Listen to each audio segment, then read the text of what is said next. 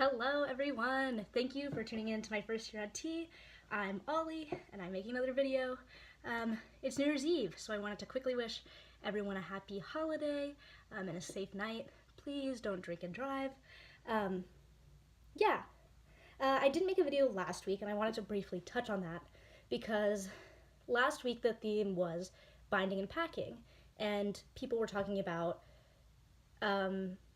like how to bind and pack, why they bind and pack, etc. And I don't do either, and I wanted to briefly touch on that.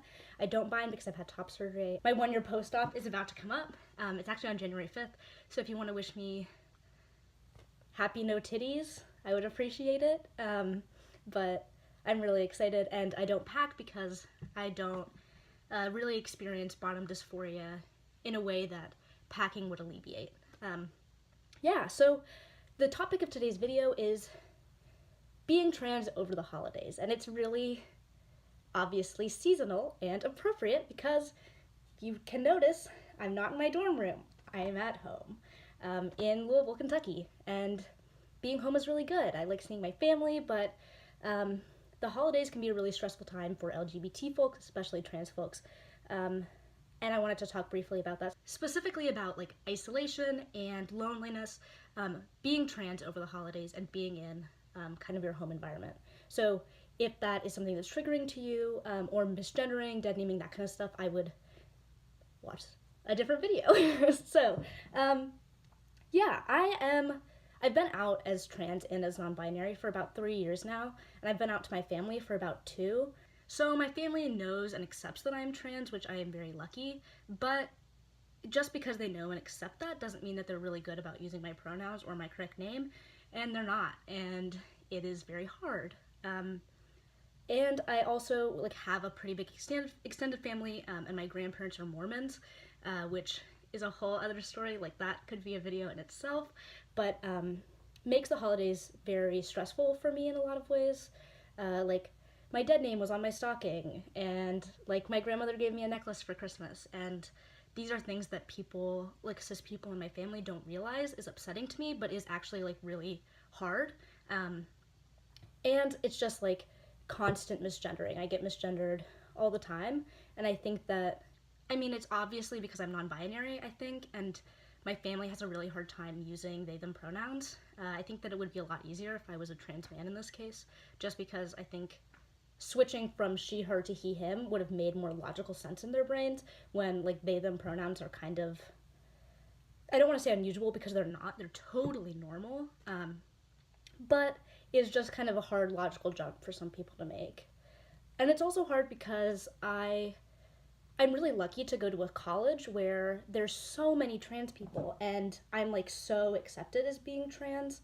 Like when I'm at college, like all my friends are trans. Like I'm really lucky to have, I live in like the dorm that I live in is like the women in trans collective, so a lot of people that I live with are also trans, and like there are days where I'll go and not get misgendered at all, but when I'm home, that's really just not the case. And yeah, it's a very isolating feeling because when you're used to being surrounded by trans people that respect you and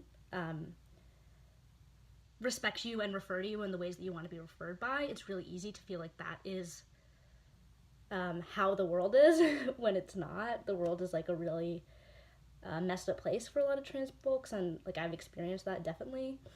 So it's kind of like balancing it. My life is like kind of balancing these two worlds, like being home and being out about my transness, but kind of being silenced in the same way, and then being at school where I can be like very vocal about my transness and also explore my gender nonconformity in ways that I would feel uncomfortable doing that at home. So yeah, it's really hard to be home, and I think that it's something that a lot of people just don't understand because their experiences with their family and their experiences being at home is very different.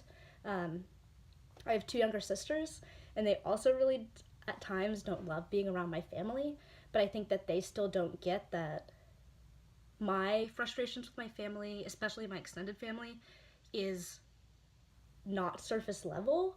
It is like painful to my heart. And it's hard for me to talk about the painfulness that transness brings, just because I love being trans and I love being able to explore my gender in ways that feel comfortable to me. But it can be really difficult, especially around this time of year when a lot of folks are spending time with their family and a lot of folks are at home.